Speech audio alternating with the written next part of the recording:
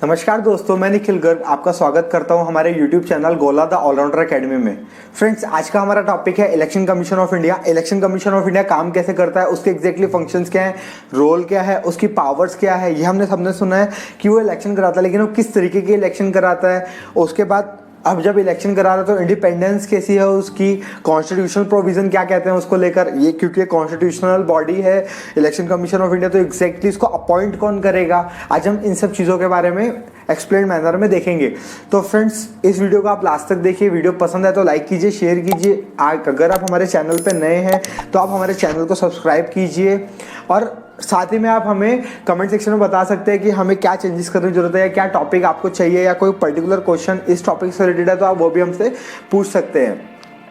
साथ में फ्रेंड्स, आप हमें सोशल मीडिया प्लेटफॉर्म पर भी फॉलो कर सकते हैं। गर्ग ऑनलाइन लर्निंग एकेडमी के नाम से हम आपको इंस्टाग्राम, टेलीग्राम, फेसबुक और ट्विटर पे मिल जाएंगे, तो आप हमें वहां पर भी फॉलो कर सकते हैं। तो फ्रेंड्स, आर्टिकल 324 जो है वो इंडियन कॉन्स्टिट्यूशन का पार्ट 15 में आता है, और वो जो मेनली है वो बताता है कि exactly election commission of India का रोल क्या होगा या वो कैसे काम करेगी। तो अगर मैं उसमें आर्टिकल 324 में किस तरीके के वर्ड्स लिखे हैं, अगर वो मैं आपको बताऊं तो वो है सुपरिटेंडेंस, डायरेक्शन एंड कंट्रोल 2। मतलब ये तीन चीज़ें होंगी, क्या क्या, सुपरिटेंडेंस, डायरेक्शन और कंट्रोल। किस किस चीज़ पर, पार्लियामेंट के इलेक्शन पर, स्टेट लेजिस्लेचर के इलेक्शन पर, प्रेसिडेंट के इलेक्शन पर और वाइस प्रेसिडेंट के इलेक्शन पर। ये जो चार इलेक्शंस होते हैं कंप्लीटली, जो इस पे सुपरिटेंडेंस होगा, कंट्रोल जो होगा, उसके बाद डायरेक्शंस जो होंगी कंप्लीटली कि इलेक्शन कैसे कंडक्ट होंगे या क्या होगा, इनके ऊपर कंप्लीटली जो है वो election commission of India decide करता है। इसका मतलब है फ्रेंड्स, जो ये चारों चीजें, जैसे हमने पार्लियामेंट हाउस की बात की, हमने स्टेट लेजिस्लेचर की बात की, हमने प्रेसिडेंट की बात की, हमने वाइस प्रेसिडेंट की बात की, इन चारों के जो इलेक्शंस है उसके लिए जो रिस्पॉन्सिबल होगा वो election commission of India responsible होगा मेनली। अब जैसे हमने नॉर्मली देखा होगा कि म्युनिसिपैलिटीज के इलेक्शन होते हैं या पंचायत के इलेक्शन होता है, उसमें इसका इतना कोई अहम रोल नहीं होता। क्यों?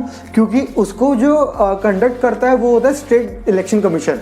उसको छोड़ के, पंचायती राज और म्युनिसिपैलिटी को छोड़ के, जो मेनली जो मैंने आपको चार बताए, इस जो इलेक्शन कंडक्ट होंगे ये कराएगा इलेक्शन कमीशन ऑफ इंडिया। बात हुई कि किस तरीके के इलेक्शन या क्या रोल्स हैं एग्जैक्टली इलेक्शन कराते टाइम। अगर हम थोड़े बहुत स्ट्रक्चर की बात करें इसकी, तो स्ट्रक्चर इस तरीके का है कि एक चीफ इलेक्शन कमिश्नर होगा, उसके साथ में दो अदर इलेक्शन कमिश्नर होंगे और रीजनल इलेक्शन कमिश्नर होंगे।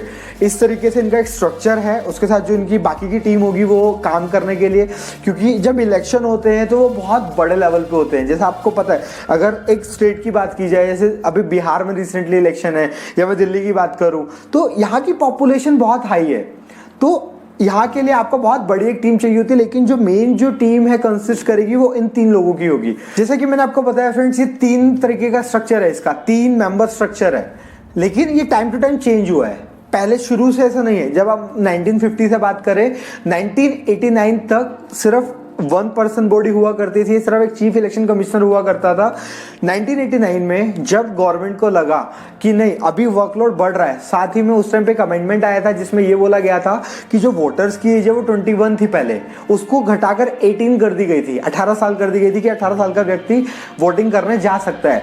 तो अब इंडिया की पॉपुलेशन ऑलरेडी इतनी ह्यूज थी उस टाइम पर भी, तो जब आप 3 साल का हमने गैप खत्म किया इलेक्शन के टाइम पर, वोटिंग के टाइम पर, तो एक बहुत बड़े लेवल पे लोग एक्स्ट्रा हो गए जिनको वोट डालने की इजाज़त दी हमारी गवर्नमेंट ऑफ इंडिया ने। तो वहाँ पर हम ये चीज़ देखेंगे कि 1990 में फिर से 1 पर्सन बॉडी हो गई थी, ये एक चीफ इलेक्शन कमिश्नर था, क्योंकि उसके बाद इलेक्शन खत्म हो गए थे। लेकिन फ्रेंड्स, 1993 में इसको फिर से 3 मेंबर बॉडी कर दिया गया था। उसके कुछ अपने फायदे थे कि 3 मेंबर बॉडी इसको कर दिया गया, और उसके बाद उसको परमानेंट कर दिया गया, क्योंकि जो एक इलेक्शन कमीशन होती है ये कंप्लीटली प्रेसिडेंट के हाथ में डिसाइड करना कि कैसी बॉडी होगी। जो हमारे प्रेसिडेंट ऑफ इंडिया होंगे, जो भी ऑनरेबल प्रेसिडेंट ऑफ इंडिया होंगे, जैसे भी रामनाथ कोविंद है, वो हमारे रिसेंट प्रेसिडेंट है इंडिया के। अब अगर मैं राइट नाउ इलेक्शन कमीशन की बात करूं तो वो डिसाइड करेंगे कि एग्जैक्टली इलेक्शन कमीशन कितने लोगों की बॉडी होगी या वो कैसे काम करेगा। ऑल्दो उसकी पूरी इंडिपेंडेंट पावर्स हैं कि उसको एग्जैक्टली काम करना कैसे है। अब फ्रेंड्स, अगर मैं इनकी पावर की बात करूं, जैसे मैंने आपको बताया 3 मेंबर बॉडी होगी, उसमें एक चीफ इलेक्शन कमिश्नर होंगे और 2 अदर इलेक्शन कमिश्नर होंगे या रीजनल इलेक्शन कमिश्नर होंगे। तो जो ये 3 मेंबर्स की बॉडी है, इसकी अगर मैं स्पेसिफिक आपसे बात करूं तो इनकी पावर्स ऑलमोस्ट सेम है। इनकी पावर्स इस तरीके से सेम है कि इनका वर्किंग टाइम सेम होगा, इनका अलाउंस सेम होगा, इनकी सैलरी सेम होगी, इनको कुछ एक पावर सेम होती है। अब यहाँ पर एक डिस्प्यूट हो गया कि कौन बड़ा है यहाँ पर, कि एक को तो आपको प्रेसिडेंट बनाना पड़ेगा उस पर्टिकुलर ऑर्गेनाइजेशन का, एक को तो चेयरमैन बनाना पड़ेगा, एक को तो हेड बनाना पड़ेगा उस ऑर्गेनाइजेशन का। तो चीफ इलेक्शन कमिश्नर जो होता है उस पर कुछ एडमिनिस्ट्रेटिव पावर एक्स्ट्रा होती है, वो हम आपको आगे बताएंगे कि क्या किस तरीके की एडमिनिस्ट्रेटिव पावर उसके पास एक्स्ट्रा होती है। अब फ्रेंड्स अगर मैं बात करूँ इनकी अपॉइंटमेंट की और क्वालिफिकेशन की, कि एक जो चीफ इलेक्शन कमिश्नर है या इलेक्शन कमिश्नर है उनकी कोई क्वालिफिकेशन है क्या, जैसे बहुत अलग अलग ऑर्गेनाइजेशन में होता है कि अगर किसी को किसी एक पोस्ट पे जाना है तो उनको पर्टिकुलर कुछ क्वालिफिकेशंस उनको दिखानी पड़ती है, उनके पास होनी चाहिए तभी कर सकते हैं। तो अगर मैं एज स्पेसिफिक कोई स्पेसिफिकेशन की बात करूं या कोई एजुकेशन की ऐसी बात करूं तो इस तरीके की कोई भी क्वालिफिकेशन नहीं है, किसी भी तरीके की क्वालिफिकेशन की जरूरत नहीं है। किसी को भी प्रेसिडेंट ऑफ इंडिया अपनी कंसेंट से चीफ इलेक्शन कमिश्नर बना सकते हैं। अब उसके बाद फ्रेंड्स बात आती है कि जो अदर इलेक्शन कमिश्नर की हम बात कर रहे हैं या फिर रीजनल इलेक्शन कमिश्नर की हम बात कर रहे हैं, ये कैसे अपॉइंट होंगे। तो ये कंप्लीटली रिकमेंडेशंस किसकी, चीफ इलेक्शन कमिश्नर की, उसके बाद प्रेसिडेंट ऑफ इंडिया उनको अपॉइंट कर सकते हैं। मतलब यहाँ पर चीफ इलेक्शन कमिश्नर एक बार ही अपॉइंट हो गया तो ये मतलब वो इंसान तब तक रहेगा, जैसे मैं आपको ये चीज़ आगे बताऊंगा, जब तक उसका टर्म पूरा नहीं हो जाता। टर्म क्या है हम उसके बारे में आगे बात करेंगे, लेकिन तब तक वो इंसान अपनी सीट पे रहेगा। जरूरत थी या क्या फायदे हुए कि आपने 3 मेंबर्स बॉडी को बनाया, क्योंकि पहले 1 मेंबर बॉडी थी तो मतलब छोटी ऑर्गेनाइजेशन थी, वो अच्छे तरीके से काम कर सकती थी। उसके फायदे क्या है कि आपने 3 लोगों की जो बॉडी है उनको सेलेक्ट किया, उनको अपॉइंट किया। तो उसका एक सबसे बड़ा होता है फ्रेंड्स की internal democratic function. Internal democratic function का मतलब है कि कोई भी इंसान अपनी आर्बिट्रीनेस से कुछ भी डिसीजन नहीं ले सकता। ऐसा नहीं कि जो उसका मन है वो डिसीजन लेगा।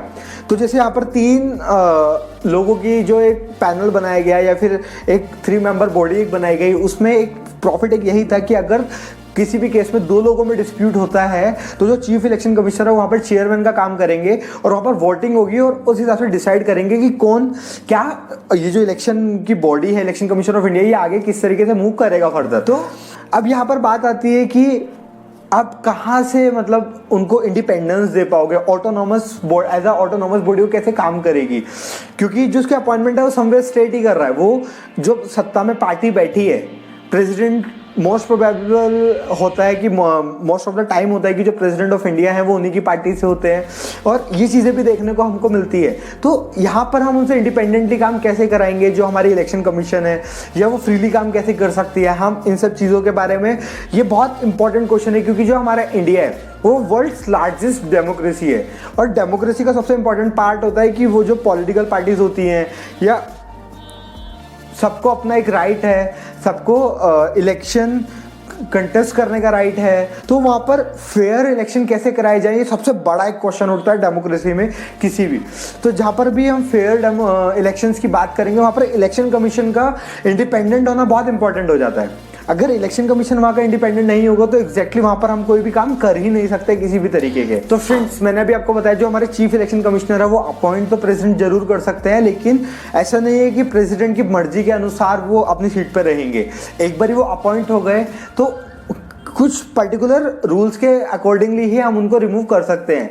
एक तो उनका 6 साल का टर्म्स होता है, अगर 6 साल का टर्म पूरा हो जाता है तो उसके बाद वो रिटायर हो जाएंगे ऑटोमेटिक, या फिर अगर उनकी 65 ईयर्स की एज हो जाती है तो वो रिटायर हो जाएंगे, या फिर अगर उनको रिमूव करना है उससे पहले तो ये चीज़ सुनिश्चित करनी पड़ेगी कि उन्होंने कुछ मिसकंडक्ट किया है, मिसबिहेव किया है और वहाँ पर लेजिस्लेचर की तरफ से हमको एक बिल निकालना पड़ेगा उनको स्पेशली उनकी पोस्ट से हटाने के लिए। तो मतलब कोई भी एक जैसे बिल पास होता है उस तरीके से ये पूरा प्रोसीजर होता है, इसको उसी जिस तरीके से बिल पास होता है उस तरीके से उसको पास करना पड़ता है। उसके बाद ये चीज़ डिसाइड की जाती है कि एक चीफ इलेक्शन कमिश्नर को वहाँ से निकालना है या नहीं निकालना। तो इस तरीके से जो उनको इंडिपेंडेंस इसलिए दी गई, ये इतना करना इसलिए ज़रूरी था कि जैसे अगर कोई पार्टी सत्ता में है और अगर चीफ इलेक्शन कमिश्नर जो है या इलेक्शन कमीशन जो है वो उनके अगेंस्ट में काम कर रही है या उन्होंने कुछ ऐसा किया जो उसके अगेंस्ट में, क्योंकि ऐसी इंडिपेंडेंट बॉडी को अपने कुछ दुश्मन भी उनके बन जाते हैं। तो ये चीज़ सुनिश्चित करने बहुत इंपॉर्टेंट हो जाती है वहाँ पर कि जो सत्ता में पार्टी है वो उनको कोई हार्म ना करे, इसलिए ये कॉन्स्टिट्यूशन प्रोविजन वहाँ पर डाले गए। ये एग्जैक्टली प्रोविजंस वहाँ पर डाले गए कि ऐसा क्यों है, आप कब तक जो हमारे चीफ इलेक्शन कमिश्नर है वो कब तक रह सकते हैं सीट पे, या उनको कैसे रिमूव किया जा सकता है। ये सेम काम हमारी जुडिशरी के साथ है और ये सेम काम हमारे चीफ इलेक्शन कमीशन के साथ है। अब फ्रेंड्स कुछ एक हम कंडीशंस ऑफ सर्विस की बात करते हैं। कंडीशंस ऑफ सर्विस कैसे कि जैसे मान लीजिए एक इंसान को अपॉइंट किया गया, चीफ इलेक्शन कमिश्नर की पोस्ट पे एक इंसान को अपॉइंट किया गया, वहाँ पर उसकी सैलरी थी 1.5 लाख या 2 लाख रुपए। तो जो गवर्नमेंट ऑफ इंडिया है, अगर जैसे मैंने अभी आपको एग्जाम्पल दिया कि जो पार्टी सत्ता में है, जैसे राइट नाउ बात करें तो एक गवर्नमेंट है ऑलरेडी, अगर किसी भी एंड पे चीफ इलेक्शन कमिश्नर जो है वो उस पार्टी के अगेंस्ट में काम करता है कहीं पर भी, तो ऐसा नहीं है कि आप उसको रिमूव तो कर ही नहीं सकते। ऑन द अदर हैंड वो उसकी सैलरी भी कम नहीं कर सकते। जो हमारे चीफ इलेक्शन कमिश्नर होंगे उनकी सैलरी भी कम नहीं की जा सकती। आप बढ़ा सकते हो लेकिन उसको कम नहीं किया जा सकता अनटिल एंड अनलेस ऐसी सिचुएशन आ गई है कि फाइनेंशियल इमरजेंसी की कंडीशन आ गई है या वैसी सिचुएशन हो गई है देश के अंदर, उसकी सैलरी भी कम नहीं की जा सकती। उसके फ्रेंड्स मैंने अभी आपको बताया कि election commissioner, chief election commissioner, इनकी सबकी पावर सेम होती है, सैलरी सेम होती है, अलाउंस सेम होती है, लेकिन मैंने वहाँ पर आपको एक पॉइंट बताया कि एग्जैक्टली हम कहाँ पर इसको बोलेंगे कि चीफ इलेक्शन कमिश्नर की कुछ पावर्स एक्स्ट्रा हैं जिसको हम एडमिनिस्ट्रेटिव पावर्स बोलते हैं। तो जो चीफ इलेक्शन कमिश्नर है उसको तो रिमूव किया ही नहीं जा सकता डायरेक्टली प्रेसिडेंट के द्वारा। हाँ, जो हमारे रीजनल कमिश्नर होते हैं या अदर इलेक्शन कमिश्नर होते हैं उनको रिमूव किया जा सकता है प्रेसिडेंट के द्वारा, लेकिन एडमिनिस्ट्रेटिव पावर यहाँ पर बढ़ जाती है चीफ इलेक्शन कमिश्नर की, क्योंकि उनकी रिकमेंडेशन बहुत इंपॉर्टेंट हो जाती है। जब तक वो ये चीज़ रिकमेंड नहीं करेंगे सेंट्रल गवर्नमेंट को या प्रेसिडेंट को कि इस पर्टिकुलर कमिश्नर को हटाया जाए या इस पर्टिकुलर रीजनल कमिश्नर को हटाया जाए, तब तक उस रीजनल कमिश्नर या अदर इलेक्शन कमिश्नर को वहाँ से हटाया नहीं जा सकता है। तो एक ये बहुत बड़ा प्लस पॉइंट है इलेक्शन कमिश्नर के पास, क्योंकि उनको फ्रीली रहकर काम करने की ज़रूरत है। उनको एग्जैक्टली ये देखना है कि एग्जैक्टली फ्रीली काम कैसे किया जाए, कैसे ऑटोनॉमी में काम किया जाए। उसके बाद फ्रेंड्स एक फ्लो कह लीजिए, क्या कह लीजिए इसमें कि एक बार जब चीफ इलेक्शन कमिश्नर जब भी रिटायर होता है उसके बाद भी वो किसी ऑर्गेनाइजेशन को, गवर्नमेंट ऑर्गेनाइजेशन को ज्वाइन कर सकता है। कुछ एक ऑर्गेनाइजेशन है, जैसे मैं सीएजी की बात कर रहा हूँ, कंट्रोलर एंड ऑडिटर जनरल। किसी और दिन हम आपको इस वीडियो के इस पर्टिकुलर टॉपिक के बारे में भी हम बताएंगे कि कंट्रोलर एंड ऑडिटर जनरल होता कौन है। लेकिन वहाँ पर अगर मैं उनकी कॉन्स्टिट्यूशनैलिटी की बात करूँ तो उनको एक बार रिटायर होने के बाद दोबारा कहीं पर भी पोस्ट ऑफर नहीं की जा सकती। क्यों? ताकि वो इंडिपेंडेंटली काम कर सके। अब ऐसा भी होता है कभी कभी कि आप किसी को लालच दे देते हो कि आप रिटायर होंगे तो आप हमारे साथ फिर से काम कर सकते हो, तो यहाँ पर ये चीज़ करना बहुत इंपॉर्टेंट है। तो ये एक फ्लो देखा गया है, एक तो वो कि कोई क्वालिफिकेशन नहीं चाहिए इस काम के लिए, दूसरा ये कि दोबारा सैलरी ऑफर की जाती है या दोबारा जॉब ऑफर की जाती है। तो ये दो फ्लो देखे गए हैं बड़े बड़े बेसिकली इलेक्शन कमीशन के साथ। जैसा कि फ्रेंड्स आप सबको पता है बिहार में भी रिसेंट में इलेक्शन होने वाले हैं। अभी रिसेंटली जो हमारे इलेक्शन कमीशन है इंडिया की, जो हमारे चीफ इलेक्शन कमिश्नर है, उन्होंने भी रिसेंटली अनाउंस किया कि बिहार की जो इलेक्शन है, जो स्टेट लेजिस्लेचर के इलेक्शन है जहाँ से हम अपना चीफ मिनिस्टर चुनते हैं, उनके इलेक्शन होने हैं अभी 3 फेजेस में बेसिकली वो इलेक्शन होंगे। पहला इलेक्शन जो है वो है 28 अक्टूबर 2020। दूसरा फेज जो है वो है 3 नवंबर 2020 और थर्ड है 7 नवंबर 2020। साथ ही में फ्रेंड्स कुछ एक सीटों पे बाईपोल्स भी होने हैं, मतलब कुछ एक स्टेट में कुछ एक लिमिटेड, मतलब 1-2 सीट्स ऐसी होती है जिसपे री इलेक्शन होने की किसी भी वजह से गुंजाइश होती है। मान लीजिए वहाँ के जो वहाँ पर सीटिंग होल्डर थे, उस सीट को ऑलरेडी जो एमएलए थे वहाँ के, हो सकता है किसी वजह से उन्होंने छोड़ दी, उनकी डेथ हो गई है, ऐसी कोई भी कंडीशन में वहाँ पे दोबारा इलेक्शन होंगे। तो यहाँ पर ये पॉइंट भी है कि वहाँ पर बहुत सारी सीटों पे अलग अलग देश में अलग अलग जगह पर बहुत सारी जगहों पर इसी बीच में इलेक्शन होंगे और 10 नवंबर को सबका रिजल्ट आएगा। तो इस तरीके से हमें ये भी देखने को मिलेगा कि एग्जैक्टली इलेक्शन कमीशन जो है, हमने जो देखा है कि एग्जैक्टली इलेक्शन कमीशन की पावर क्या होती है वो हमें इलेक्शन के टाइम पे पता चलेगा। इलेक्शन बिहार में जब कंडक्ट होंगे तो इलेक्शन कमीशन की पावर डबल ट्रिपल हो जाती है, मतलब वो किसी भी तरीके से काम कर सकती है। वो वहाँ पर आचार संहिता लागू कर देती है कि कोई भी इंसान रैली नहीं करेगा एक पर्टिकुलर टाइम के बाद। तो इस तरीके से जो हमारे बड़े बड़े एमएलएज, एमपीज या हमारे मिनिस्टर्स होते हैं उनको भी उस चीज़ से बच के रहना पड़ता है कि क्योंकि समवेयर इलेक्शन कमिश्नर के पास राइट होता है कि वो डिस्क्वालीफाई भी कर सकते हैं किसी भी ऐसे इमोरल ग्राउंड के ऊपर किसी भी एक कैंडिडेट को। तो फ्रेंड्स, ये था आज का हमारा टॉपिक, चीफ इलेक्शन कमिश्नर और इलेक्शन कमीशन ऑफ इंडिया। आज हमने इन सब चीजों के बारे में देखा। मैं आशा करता हूँ आपको वीडियो पसंद आया। अगर आपको वीडियो पसंद आया तो इसको लाइक कीजिए। अगर आप हमारे चैनल पर नए हैं तो इसको सब्सक्राइब कीजिए। हमको सोशल मीडिया पे आप फॉलो कर सकते हैं, गर्ग ओनर लर्निंग अकेडमी के नाम से हम आपको मिल जाएंगे। Thank you friends.